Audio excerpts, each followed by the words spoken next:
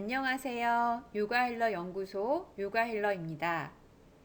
저는 7년 동안 네이버 블로그에서 요가 강사를 위한 근육학 블로그를 운영해 왔는데요.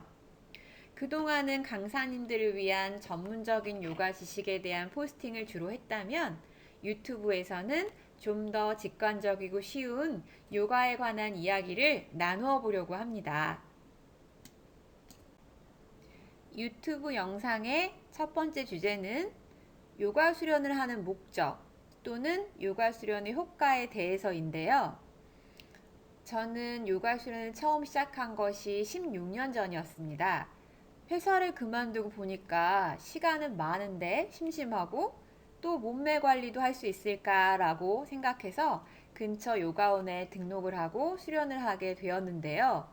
처음에는 몸매 때문에 시작했지만 갈수록 요가의 다른 매력을 알게 되고 그것에 푹 빠지게 되었습니다. 여러분들은 어떤 목적으로 요가 수련을 하고 계신가요? 요가를 해서 몸매가 예뻐지고 싶으신가요? 어쩌면 유연해지고 싶으셔서 요가 수련을 하고 계실지도 모르겠습니다. 저한테 연락 주시는 분들 중에 많은 분들이 선생님, 저는 폴더처럼 몸을 반으로 접고 싶어요. 선생님, 저는요, 다리를 좌우로 쫙 벌리고 납작하게 앞으로 숙이고 싶어요. 라고 말씀들 하십니다. 또 어떤 분들은 이 거친 세상을 자신감 있게 살기엔 나는 너무 작고 약한 존재 같아 라는 생각을 하시고 조금 더 강한 근력과 자신감을 가지기 위해서 요가 수련을 해야겠어 라고 생각하시기도 하십니다. 이렇게 날씬한 몸매를 가지고 싶고 유연해지고 싶고 강해지고 싶어서 요가 수련을 하시는 분도 계시지만 나는 몸은 뚱뚱해도 좋으니까 하루라도 편하게 숨 쉬고 푹 잤으면 좋겠어 라고 말씀하시는 분들도 계십니다. 여러분들은 어떠신가요? 마음이 편안해지고 싶으신가요? 요즘같이 불안하고 우울한 일이 많을 때는 더군다나 더 그런 생각을 하시는 분이 많으실 것 같습니다. 그런데 마음에 대한 얘기와 몸에 대한 얘기는 정말 다른 차원의 이야기일까요? 요가로 몸도 건강해지면서 마음도 편안해질 수는 없는 걸까요? 여러분, 몸은 물질화된 마음입니다. 흔히 몸은 눈에 잘 보이지만 마음은 눈에 보이지 않기 때문에 표현하기도 알아차리기도 너무 어려워 라고 생각할 수 있지만 몸과 마음은 마치 거울처럼 서로를 투영하고 반영하는 유기체입니다. 예를 들어 내가 마음이 울적하고 슬플 때 나도 모르게 어깨와 등을 잔뜩 굽히고 터덜터덜 걸어본 적이 있으실 겁니다. 반대로 특별히 우울한 일이 없었는데 계속해서 무릎이 아프면 이놈의 다리가 내 인생을 붙잡는구나. 왜 이렇게 나만 몸이 약할까? 라고 생각이 몸의 상태를 따라가기도 합니다. 이렇게 몸과 마음 상태가 서로 연결되어 있다는 것을 정말 잘 알아차릴 수 있는 수단은 바로 호흡입니다. 요가에서는 호흡을 몸과 마음을 연결하는 다리라고 부르는데요. 지금의 내 호흡은 어떠신가요? 아랫배로 편안하게 들어오고 나가고 계신가요? 또는 어깨나 가슴 언저리에서 아주 약하고 아주 빠르게 들어오고 나가고 계신가요?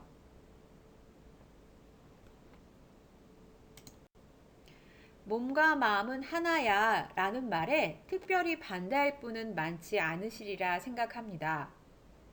하지만 우리는 동시에 몸이 아프다고 지지 마, 정신력으로 이겨내야지 라고 조언을 하거나 감정이 들지 말고 이성적으로 생각해 라고 스스로를 다독이기도 합니다. 이렇게 몸과 마음, 감정과 이성을 분리해서 생각했을 때 우리의 마음은 어떤가요? 자연스럽고 편안한가요? 또는 무언가 애쓰고 노력해야 한다는 느낌이 들까요? 사실 우리는 하나의 생각, 하나의 감정, 한 가지의 체형으로 표현할 수 없는 굉장히 큰 존재입니다. 몸과 마음, 감정과 이성을 나누지 않고 지금 이 순간을 온전히 받아들일 때 우리의 삶도 온전해집니다. 그렇다면 있는 그대로의 나를 온전히 본다는 것은 어떤 의미일까요? 우리는 눈을 뜨고 세상을 경험할 때는 나와 남, 다른 사물들을 끊임없이 판단하고 이름을 붙입니다. 나와 가까운 사람, 나와 먼 사람, 나와 잘 안 맞는 사람, 착한 사람, 나쁜 사람 등의 이름표를 붙이죠. 이렇게 생각으로 가득 차 있을 때는 내 감각은 반비례하며 무뎌집니다. 고민과 생각이 많을 때 먹었던 음식이 무슨 맛인지 하나도 못 느껴본 경험이 누구나 있으리라 생각합니다. 그래서 몸을 온전히 받아들이기 위해서는 눈을 감고 세상과 연결을 끊고 내 안으로 집중하는 것이 도움이 됩니다. 또 생각을 많이 하기보다는 몸의 피부를 통한 근육의 길이 변화를 통한 감각적인 자극에 집중함으로써 생각을 줄이고 감각의 감도를 높일 수 있습니다. 그렇게 감각적으로 몸을 훑어보는 작업을 바디 스캔이라고 하는데요. 그럼 지금부터 여러분과 제가 함께 바디 스캔을 해보겠습니다. 오늘의 바디 스캔은 앉아서 하는 방법을 선택해 보도록 하겠습니다.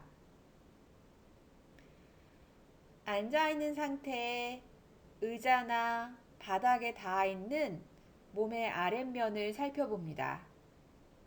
골반의 어느 부분이 얼마나 무겁게 바닥을 누르고 있나요? 골반을 우측과 좌측으로 나누어 본다면 어느 쪽 골반이 더 넓고 무겁게 바닥을 누르고 있나요? 골반의 아랫면 뾰족하게 바닥을 누르고 있는 그 부위의 이름을 좌골이라고 합니다. 좌골을 중심으로 조금 더 바깥쪽, 조금 더 앞쪽으로 시야를 확장해서 얼마나 넓은 부위가 어떤 모양으로 바닥과 만나고 있는지 생각해 봅니다. 좌골위에 몸무게가 실려 있는 것을 느꼈을 때 내가 허리와 배를 좌골위에 내려놓고 있나요? 또는 몸통을 좌골에서부터 들어 올리려고 애쓰고 있나요? 골반의 위쪽으로 올라가서 아랫배를 살펴봅니다. 숨이 들어오고 나갈 때 아랫배가 어떤 리듬으로 움직이고 있나요? 마시는 숨에 부드럽게 부풀어 오르는 것이 더 자연스러운가요? 또는 내쉴 때 가라앉는 리듬이 더 익숙한가요? 숨이 느껴지는 범위를 살펴봅니다. 내 몸의 앞면에서 또는 좌우면에서 또는 뒷면에서 얼마나 넓은 부위에서 호흡이 느껴지시나요?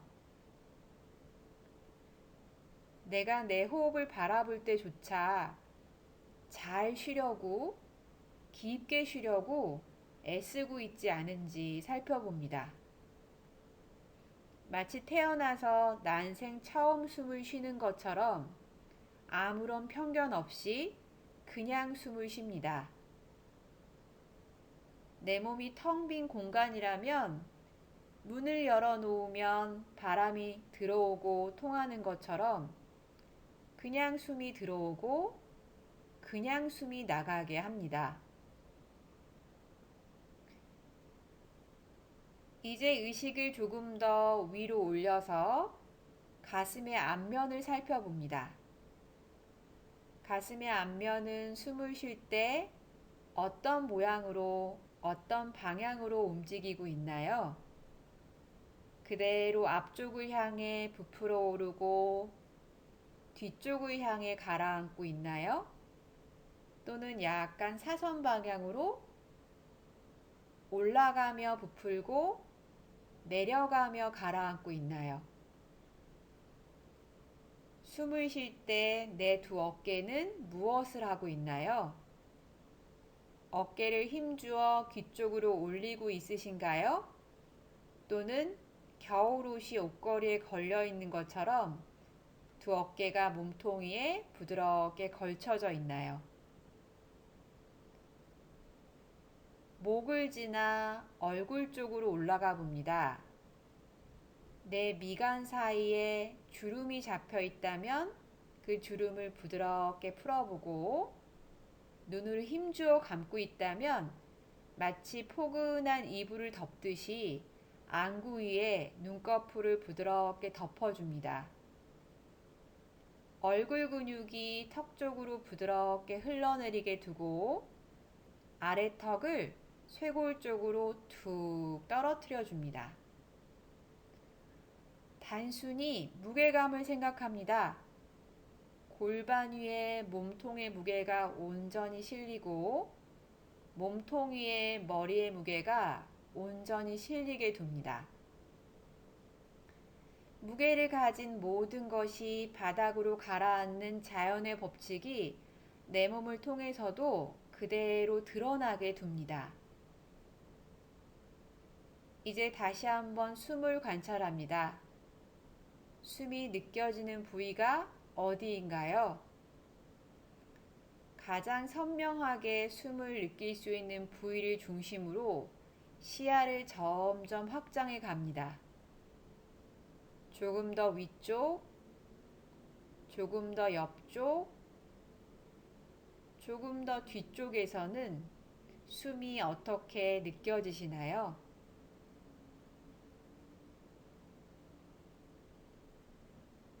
이렇게 숨을 바라보며 지금의 나 마음 상태를 살펴봅니다. 바디 스캔을 하기 전과 후에 내 마음은 어떻게 변했나요? 자, 여기까지 해 보았는데요. 잠이 잘 오지 않을 때, 또는 스트레스를 받았다고 느꼈을 때, 또는 집에서 혼자 수련을 하신다면 수련 전후에 바디 스캔을 함께 해보시기를 권합니다. 그럼 오늘도 들어주셔서 감사했습니다. 나마스테.